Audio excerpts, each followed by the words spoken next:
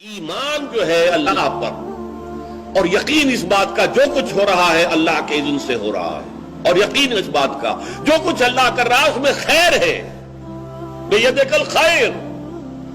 چاہے مجھے ایک بات ابھی ناگوار گزری ہے، مجھے تکلیف پہنچی ہے، اللہ کے اسکیم میں the higher level scheme of things, divine scheme of things کے اندر اس میں کوئی نہ کوئی خیر ہے، تم جانتے نہیں۔ اس کو کھولا گیا۔ پہلی بات تو یہ ہے کہ تمہیں خوشی ملے، راحت ملے، مسرت ملے، یا کوئی غم ہو یا رنج ہو یا دکھ ہو، دونوں حالتیں برابر ہیں، اس لیے کہ دونوں میں آزمائش ہے۔ کبھی وہ دے کر آزماتا ہے، کبھی چھین کر آزماتا، دے کر آزماتا ہے شکر کرتا ہے کہ نہیں، چھین کر آزماتا ہے صبر کرتا ہے یا نہیں۔ عارف جو انسان ہوگا، اللہ کو پہچاننے اور جاننے والا، وہ چٹان کے مانند ہوگا، ہوا ادھر سے آئے یا ادھر سے آئے اسے کچھ نہیں کہے گا، اچھی بات آئے بری آئے کوئی پرواہ نہیں، اسے اللہ کی طرف سے۔ ما اصاب من مصیبت فی الارض ولا فی انفسکم الا فی کتاب من قبل ان نبرأها۔ یہ مضمون ہم بڑی تفصیل سے پڑھ چکے ہیں سورہ تغابن میں، وہاں فرمایا تھا دوسرے رکوع کی پہلی آیت، ما اصاب من مصیبت الا باذن اللہ، کوئی مصیبت، کوئی تکلیف، کوئی پڑھنے والی نہیں پڑتی مگر اللہ کے اذن سے۔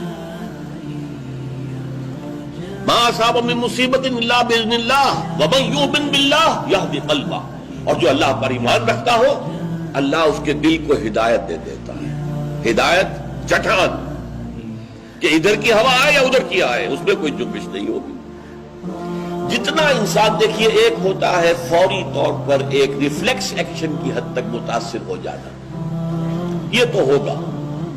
آپ کا ہاتھ جہاں رکھا ہوا تھا، کسی چیز نے کاٹا، آپ کا ہاتھ فوراً جو ہے اٹھ کے آ جائے گا، اس میں آپ کے ارادے کو کوئی دخل نہیں ہے، یہ ریفلیکس ایکشن ہے، آپ کی سوچ کو، آپ کے ارادے کو کوئی دخل نہیں۔ تو کسی خیر سے عارضی سا فوری سے مسرت ہو جانا، اور کسی تکلیف سے عارضی سی فوری سی کوئی اس کا تاثر ہو جائے، یہ خلاف ایمان نہیں۔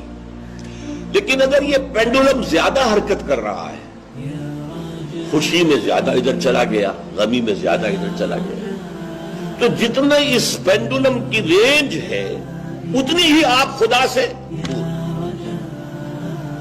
اصل تو وہ چٹان ہوگی کہ جو بالکل متاثر، لیکن یہ کہ فوری سا تاثر یہ قابل معافی ہے، لیکن یہ زیادہ ادھر سے ادھر، ادھر سے ادھر، خوشی ہو گئی تو اترا رہے ہیں، پھولے نہیں سما رہے، پاؤں زمین پر نہیں پڑ رہے، اور اگر غم آ گیا ہے تو بالکل مایوس ہو کر بیٹھ گئے ہیں جھاگ کی طرح، کمر ہمت ٹوٹ گئی ہے، واویلا ہے، شیون ہے، فریاد ہے، ہاں اے فلک پیر جواں تھا ابھی عارف، کیا تیرا بگڑتا جو نہ مرتا کوئی دن اور، یہ فلک ناہنجار، یہ فلک کج رفتار، اس نے ہم پہ کیا کر دیا۔ یہ ساری باتیں جو ہے یہ اللہ سے محجوب ہونے کی علامت ہے۔ اب اس میں بھی درجے ہیں کئی۔ دیکھیے، پہلی بات یہ ہے کہ خوشی والی بات ہو، غم والی بات ہو، دونوں برابر ہیں، کیونکہ یہ بھی آزمائش، وہ بھی آزمائش۔ یہ بات سورۃ الفجر میں کہی گئی بہت خوبصورت انداز میں۔ اللہ تعالیٰ نے انسان کی تھڑ دلے پن کی شکایت کرتے ہوئے، شکوہ کرتے ہوئے کہا فَأَمَّا الْإِنسَانُ إِذَا مَا ابْتَلَاهُ رَبُّهُ فَأَكْرَمَهُ وَنَعَمَهُ فَيَقُولُ رَبِّي أَكْرَمَنِ۔ اس انسان کا حال عجیب ہے، جب اس کا رب اسے آزماتا ہے اور عزت دیتا ہے، نعمتیں دیتا ہے، تو کہتا ہے میرے رب نے مجھے بڑی عزت دے دی۔ وَأَمَّا إِذَا مَا ابْتَلَاهُ فَقَدَرَ عَلَيْهِ رِزْقَهُ، اور جب اللہ آزماتا ہے اسے اور اس کی روزی تنگ کر دیتا ہے، فَيَقُولُ رَبِّي أَهَانَنِ، یہ کہتا ہے رب نے مجھے ذلیل کر دیا۔ کلا، ہرگز نہیں۔ اب یہاں دیکھیے، سوچئے اس نے کیا غلط بات کہی ہے۔ عزت دی تو اللہ نے دی، اور ذلت آئی تو اللہ کی طرف منسوب کر رہا۔ اس نے کسی بت، کسی دیوی، کسی دیوتا کا ذکر تو نہیں کیا نا، وہ مشرک تو نہیں ہے، پھر کیوں اس میں تنقید کیوں ہو رہی ہے؟ فَأَمَّا الْإِنسَانُ إِذَا مَا ابْتَلَاهُ رَبُّهُ فَأَكْرَمَهُ وَنَعَمَهُ فَيَقُولُ رَبِّي أَكْرَمَنِ وَأَمَّا إِذَا مَا ابْتَلَاهُ فَقَدَرَ عَلَيْهِ رِزْقَهُ فَيَقُولُ رَبِّي أَهَانَنِ۔ کلا، کیا مطلب؟ یہ دونوں ابتلاءات ہیں، وہ بھی ابتلا ہے، یہ بھی ابتلا ہے، وہ چھین کر بھی آزما رہا ہے، دے کر بھی آزما رہا ہے، یہ تو آزمائش ہے، دونوں برابر ہیں۔ لیکن اس سے اگلا مرحلہ اور ہے. عام طور پر ہم یہ سمجھتے ہیں کہ تکلیف والی آزمائش سخت ہے اور خوشی اور مسرت اور نعمتوں والی آزمائش جو ہے یہ ہلکی آزمائش ہے، آسان ہے. معاملہ اس کے برعکس ہے. تکلیف میں ہوں گے اللہ کو یاد کریں گے، پکاریں گے، دعائیں کریں گے، اور اگر نعمتیں ہوں گی غافل ہو جائیں گے، بھول جائیں گے.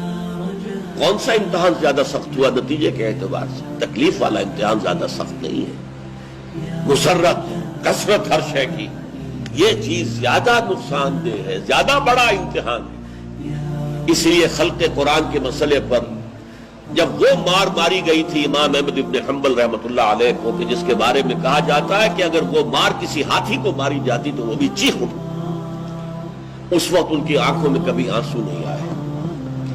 پھر جب حکومت بدل گئی اور اب دارالخلافہ جو ہے اس میں وہ شخص متمکن ہے کہ جس کا نظریہ وہ خلق قرآن والا نہیں ہے، اب خلیفہ ایک آدمی کو بھیجتا ہے اشرفیوں کی تھیلی دے کر، یہ ہدیہ ہے، یہ نذرانہ ہے، جا کر احمد ابن حنبل کو دے آؤ.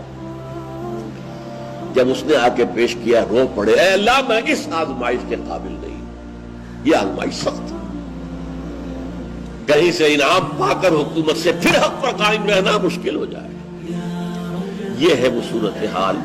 ما اصاب من مصیبت فی الارض ولا فی انفسکم الا فی کتاب من قبل ان نبرأها ان ذلک علی اللہ یسیر لکہ لا تأسوا علی ما فاتکم ولا تفرحوا بما آتاکم واللہ لا يحب كل مختال فخور. اور اللہ تعالیٰ کو شیخی خورے، فخر کرنے والے، اکڑنے والے بالکل پسند نہیں. الذین یبخلون ویامرون الناس بالبخل، جو اس حجاب میں آ جاتے ہیں وہ بخل کریں گے. دولت ہی سب سے بڑی شے ہے، سنبھال کر رکھو، خرچ کرو گے تو ختم ہو جائے گی، دولت کی بنیاد ختم ہو جائے گی. اپنی تجوریوں کو بھر کر رکھو، خالی نہ کرو. اور جو شخص خود بخل کرتا ہے وہ دوسروں کو بھی بخل کا مشورہ دیتا ہے تاکہ اس کے اپنی بخیلی پر بھی پردہ پڑا رہے. بھائی کیا کر رہے ہو تم نے؟ دونوں ہاتھ کھلے چھوڑ دیے ہیں، تمہیں کوئی فکر نہیں ہے، تمہاری اولاد ہے، اس کے ضرورت تقاضے ہوں گے، تمہاری بچیاں ہیں، ان کے ہاتھ پیلے کرنے ہوں گے، کیا تم نے سوچا ہوا؟ وہ مشورہ بھی بخل کا دیں گے تاکہ ان کے اپنے بخل کے اوپر بھی پردہ پڑا رہے. یہ وہ کیفیت ہے کہ جو پھر محجوبیت کے اندر پیدا ہو.